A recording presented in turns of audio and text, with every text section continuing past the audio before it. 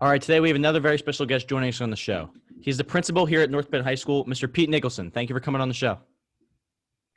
Guys, thanks for having me. I appreciate the invite. So, what are you thinking? Early prediction? Snow day on Monday?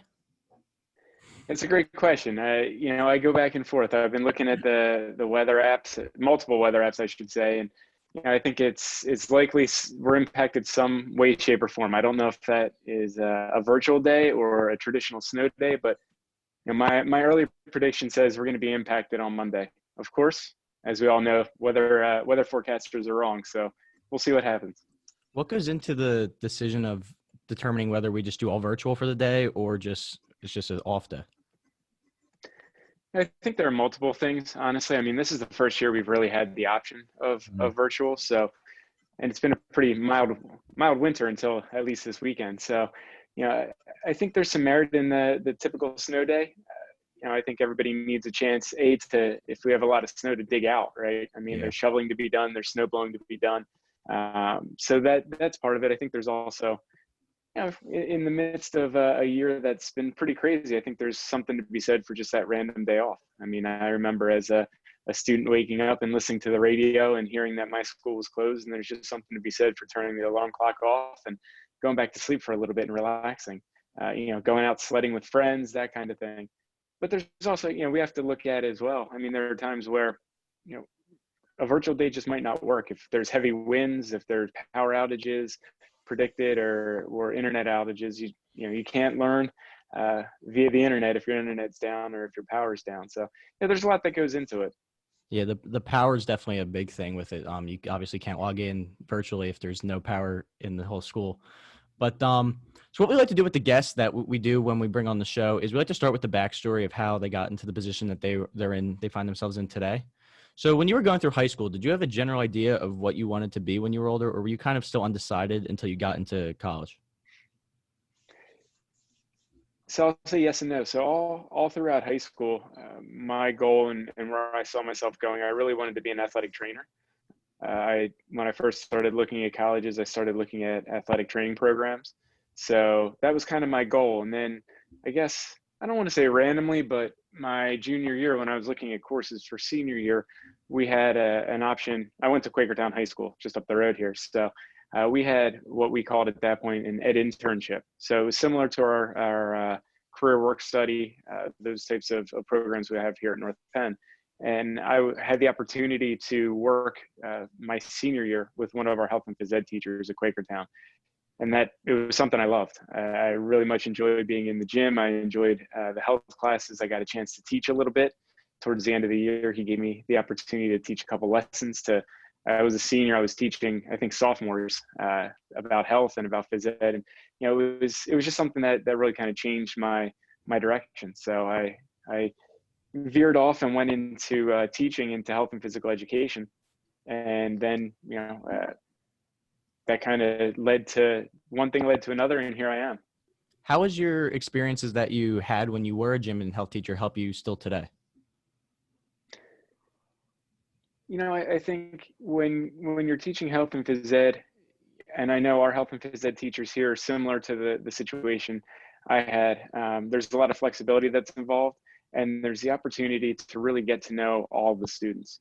As a health and phys ed teacher here at North Penn High School, and specifically where I taught middle school, and I had every single student in the school in my class at one point or another in the year. So you get to make those relationships, you get to know kids, you get to see them.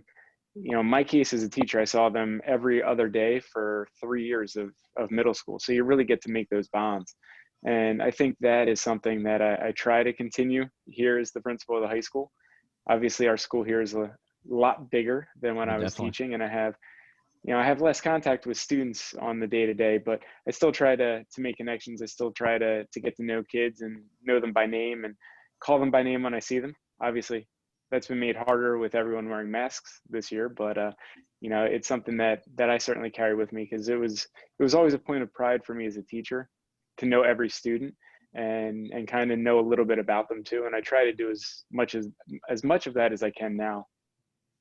So coming through college and out of college, getting your first job in that kind of teaching slash school environment role? What was that like? It was exciting. It was exciting. It was, you know, little known backstory. I taught in Allentown School District, but I was actually employed at Upper Perk High School as a phys ed teacher, a part-time phys ed teacher for a day and a half. So I had looked around for a number of jobs. I had applied all over the area. As I said, I grew up in Quakertown and wanted to stay local. And realistically, I'd interviewed a number of places, and the only offer I'd gotten to that point was a part-time position at Upper Perk. So I went to my first day of in-service before the school year started. At lunchtime, I had a call from the human resources director in Allentown saying they would like to hire me, but they needed a couple of pieces of documentation. I faxed those later that day, and at lunchtime, the second day of in-service, I had an offer from Allentown and went back into my principal and resigned. So it was the next day I ended up in Allentown for my first day of school. So it's exciting when you get to that point and you've gone through 12 years of school, and then you've gone through 4 years of college, and you're finally off kind of on your own and getting that first real full-time job in that field where you were interested in. At least for me, it was 4 or 5 years. You know, it's just really exciting. You feel like you've reached that end goal. And then of course, once you get there, as you know, being a former athlete, I think all athletes are used to, and musicians are used to, and people that are into those types of things. You set other goals for yourself and just kind of continuously try to improve. So from going from being a teacher and like helping exactly hands-on with kids, what made you get into the administrative side? It's a great question, Colin. While I was teaching, I had the opportunity to, kind of become a teacher leader. I was coaching at the same time. In any school, there are some leaders in the teaching ranks that work with the administration to plan things and to work on curriculum and do some of those things.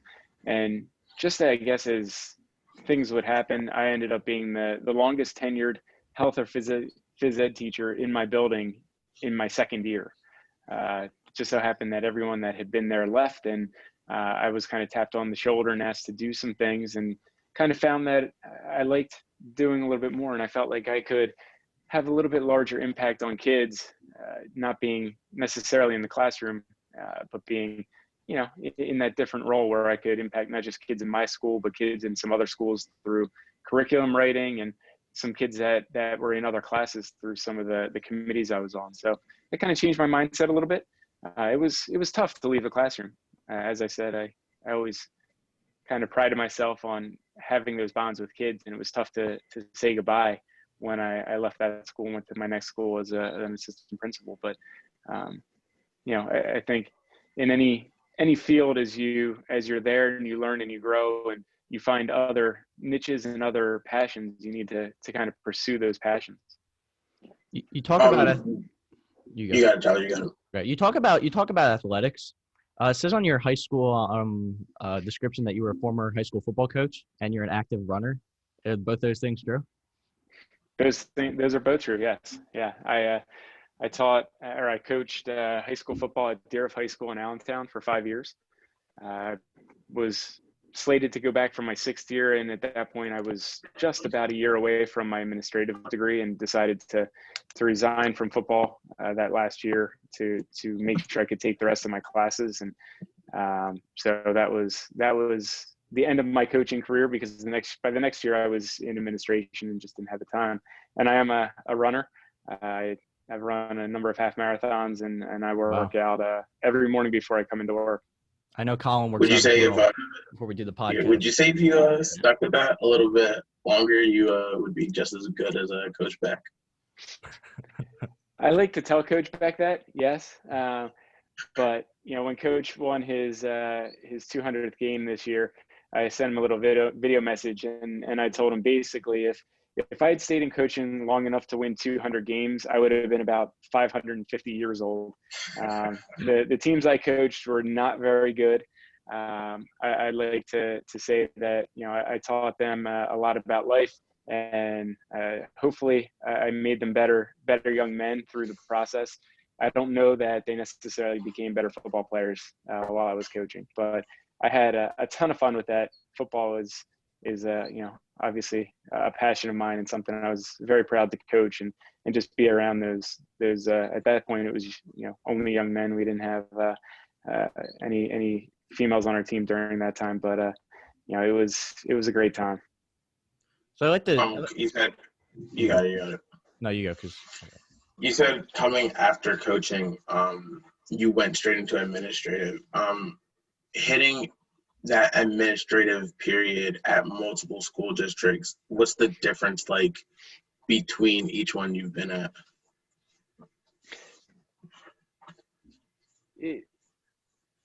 It's tough to say. I mean, I came from Allentown School District, which is very urban, and I was at a middle school there. So I was working with 6th, 7th, and 8th grade and as an assistant principal. And then I came here as an assistant principal for 5 years with, at the high school level with 10th, 11th, and 12th. And it was very, very different.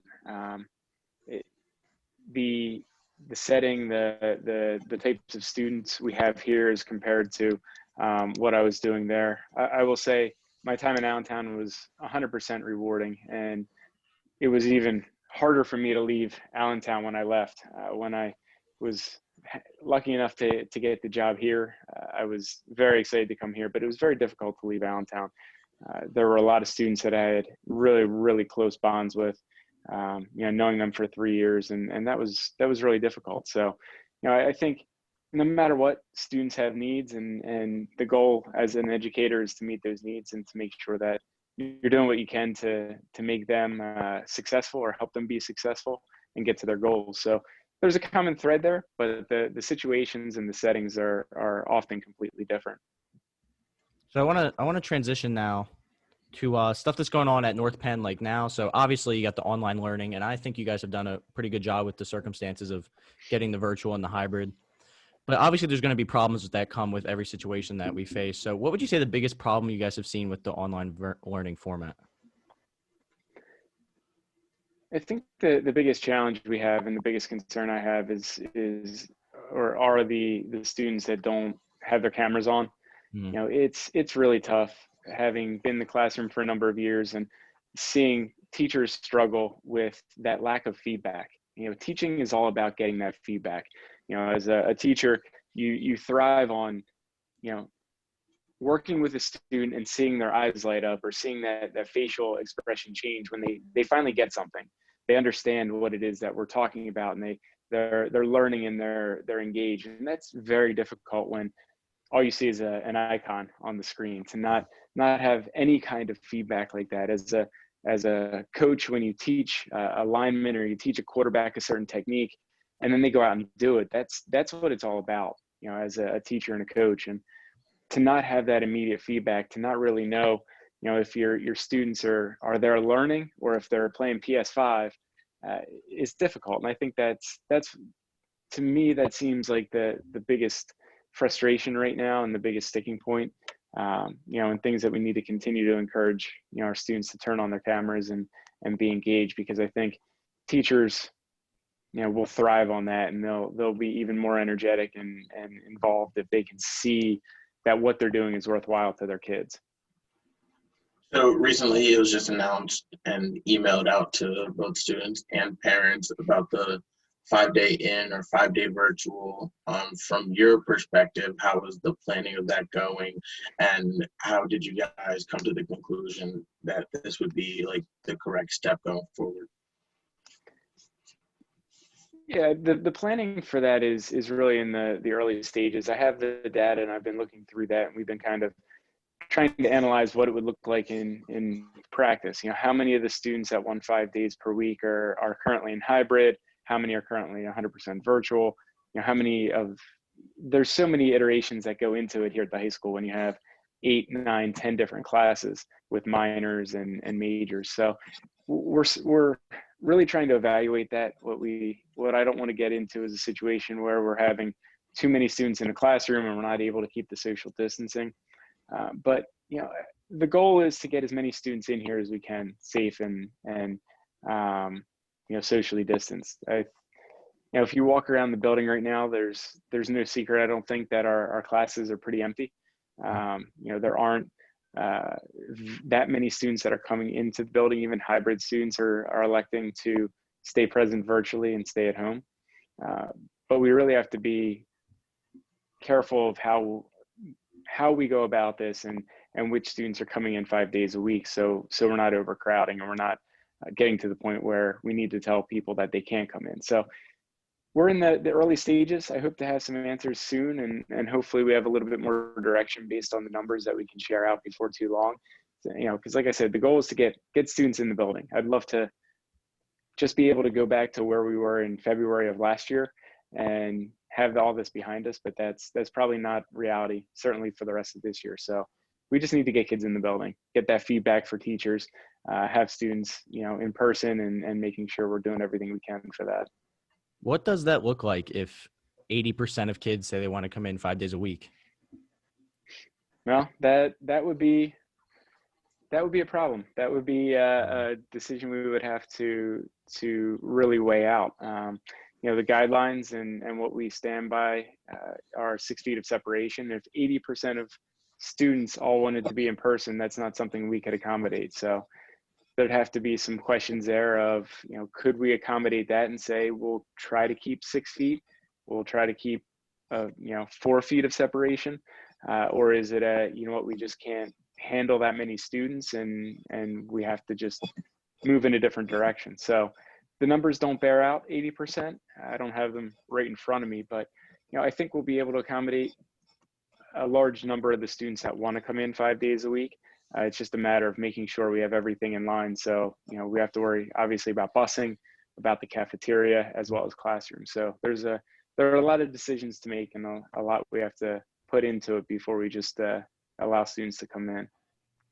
Now, this is something that Mr. Monero and I From your end, how have the teachers handled everything with, obviously, the very first marking period? It was, they kind of had that little choice, come in.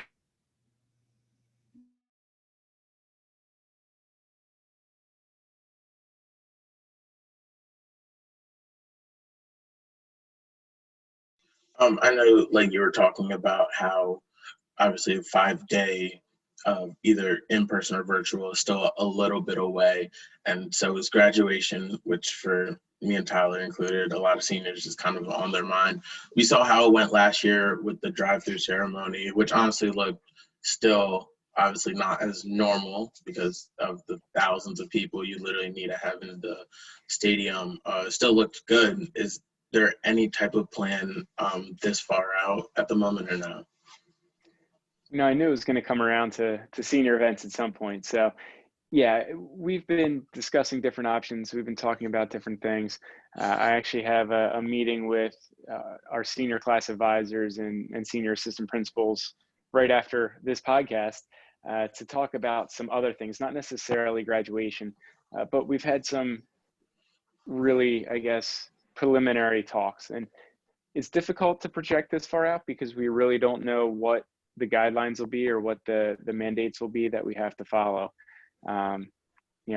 Realistically, last year's graduation I thought was incredible. We got a ton of amazing feedback.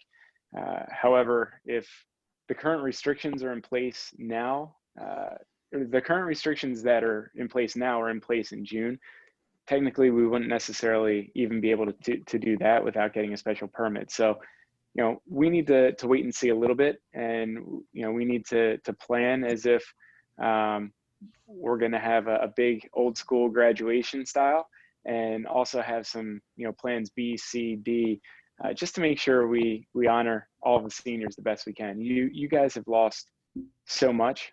We talked a lot about the class of 2020 and losing their spring and graduation, and that's 100% true. I don't think any of us at that point knew that we'd be here in almost February with the class of 2021 that missed all of spring and was virtual for a good portion of this year already, and the very uncertain future for the rest of this school year. So we want to make things awesome. We want to make things better than last year. So I know with the help of the students here at the high school and the help of everybody that was involved last year, we'll have some good stuff for you guys. Now, this is something that Mr. Monero and I talked about, and it kind of correlates the seniors for next year more than us. But considering everything's back to normal, what's the first day of school going to look like in August next year? Oh, we taking the assumption that everything's going to be normal, I think is a big assumption. But I think it would, if everything's behind us and the vaccines are widely available and we can be 5 days a week in person and everybody, parents and students are comfortable sending everybody in and we have 3,100 walk in this building, I think it's going to be absolutely amazing.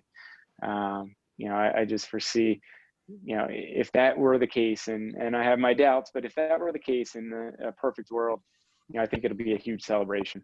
Just after everything that we've been through at that point, it would have been 18 months, 19 months to have some normalcy and to have that typical day where we walk in the halls and we don't have masks on and we can sit in the cafeteria without plexiglass between us. It'll be absolutely incredible. And I think just thinking about that kind of makes me realize how much we took for granted what we had prior to this pandemic.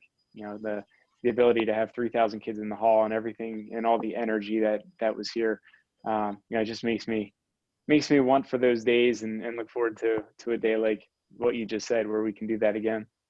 Mr. Monero said he wants the band outside playing as the kids walk in the school on the first day back.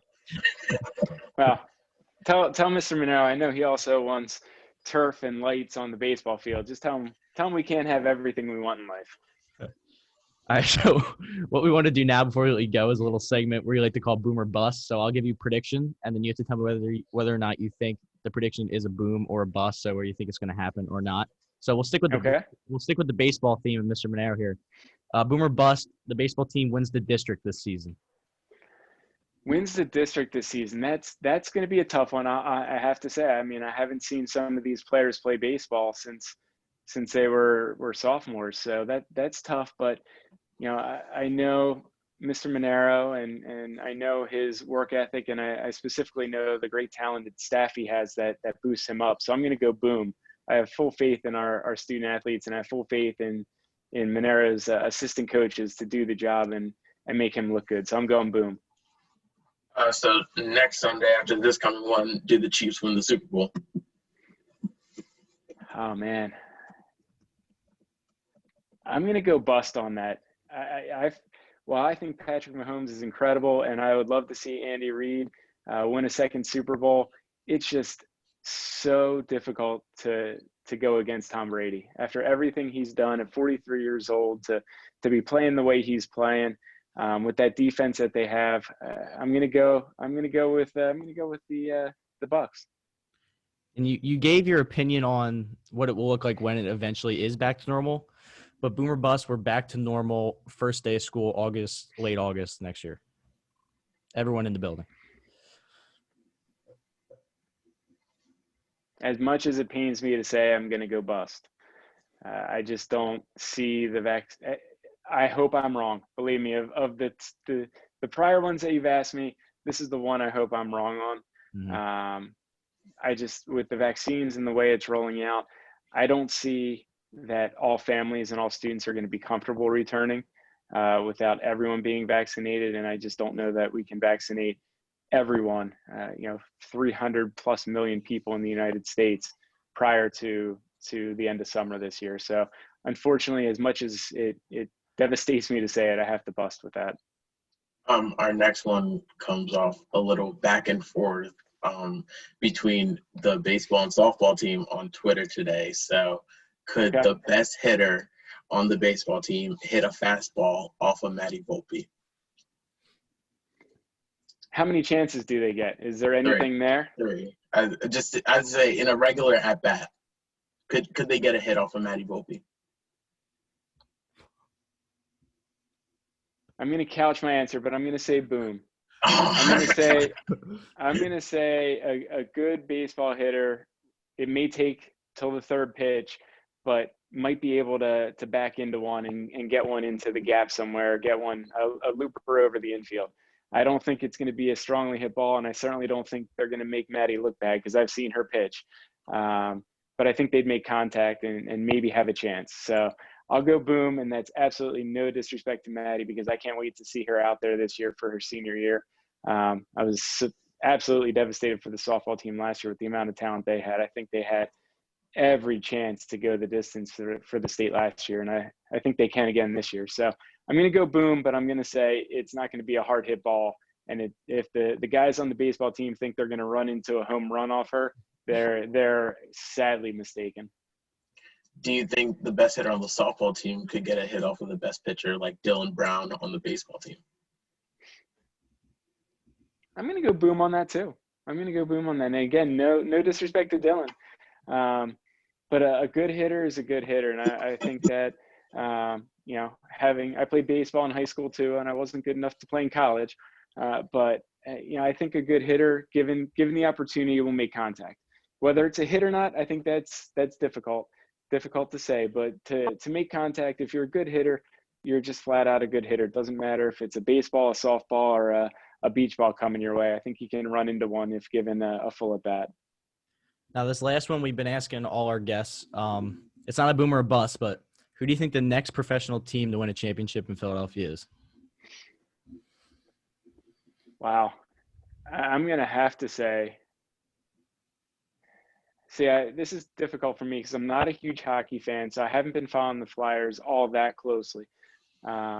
I typically follow hockey more during the playoffs. I know they're having a fairly decent season, but I think I have to say the Sixers. I think the way they've been playing this year so far, Embiid's been incredible with the spacing that Curry and Green have provided, and Tobias Harris looking a little bit like his old self back with Doc Rivers. I have to go with the Sixers. I think the Phillies, even though they have JT back on board, they have some big holes to fill yet, and the Eagles, I think that's yet to be seen what the new coach does there and how they can rebuild a little bit, and if they can get Wentz back on track. So knowing I'm not hugely into hockey, I have to go with the Sixers of what I know.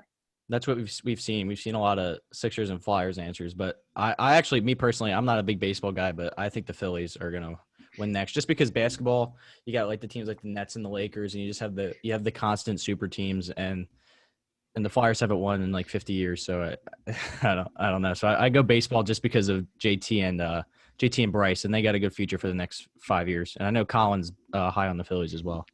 Very, very, very, very much a baseball guy. That's it. I mean, it's a solid pick, and they're never afraid to spend. So you don't know, they may pick up somebody else yet before this off season's out. Maybe it's recency bias for me, just coming off the Lakers win for the Sixers this week. Against top tier, defeating the defending champ when they were undefeated on the road up to that point. So it might be some recency bias there. I mean, I root all Philly, so I hope they all win. And I can't argue with the Phillies. I certainly hope I get to see them win another World Series. And just real quick, how do you feel about the game of baseball? Do you think it's gotten to a point where it's always going to be looked at as the 3 or 4 in like the city because of the pace of the game? I think definitely baseball has the pace of game against it. Now, I remember even for myself as a kid, I would watch an entire baseball game, and probably the sport that I enjoyed the most was baseball. I was a catcher and always in the game and always had something to do, which is one of the reasons I moved to catcher. I think with the way society has changed and everything's in small, Instagram style stories and that sort of thing, people's attention, especially the younger generation, but me included, and I don't include myself in the younger generation anymore. The attention span in society is not what it used to be. So I think that does have it going against it. I think if they can find a way to speed things up a little bit without making it look rushed, that would help. And I also think it's difficult, specifically with football. I think that sometimes less is more. And when you only have 16 regular season games and you're not on every night of the week, people tune in more and really want more. And I think the NFL has done a nice job. Even if they go to 17 games, I think they've done a nice job of splitting the middle there, where there's enough to quench everyone's thirst, but leave them looking for a little bit more. Where in baseball, it's difficult. The Phillies are on every night. Now I'll throw them on for an inning or two every night, but I very rarely do I watch an entire game like I would with football or even basketball.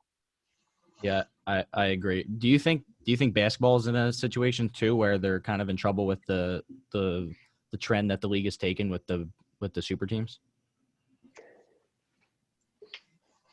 You know, I think what it does is it sets up where the fan base that doesn't have a super team isn't as interested. You know, it certainly makes it interesting when if you're a Brooklyn Nets fan, or if you're a Lakers fan, or even right now with the Sixers with a couple of top notch guys there.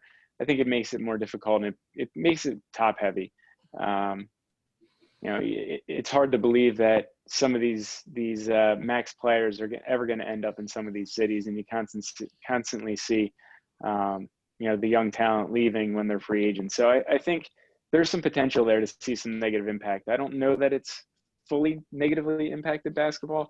You see, you know, they seem to be doing fairly well financially, and people are still interested. But I think in the future it could be a problem there. All right, Mr. Nicholson. So we want to thank you for having the time to come on and join us. It's been good. Absolutely, guys. I have to say I'm honored. I mean, seeing who you guys have interviewed and had on your podcast, I don't know that I in any way or shape rank with those names. So this has been a pleasure. I appreciate it. And you know, when you guys are you know, out of school and maybe hopefully continuing this podcast, you'll have me back on at some point. Yeah, we'd love to. All No right. doubt. All right, guys. Thank you.